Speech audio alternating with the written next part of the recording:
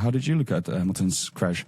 Yeah, it was normally Lewis is known to make the least mistakes. Exactly. That is how he won so many championships. He was so consistent and so. But I don't know. Is it the pressure? It was a weird mistake, in my opinion. You know, it was very weird how it happened. So I don't know what happened. But you know, I think the pressure can get to all of us, even to Lewis Hamilton. You know, it's like there is pressure now at Ferrari because he's always outperformed by Charles.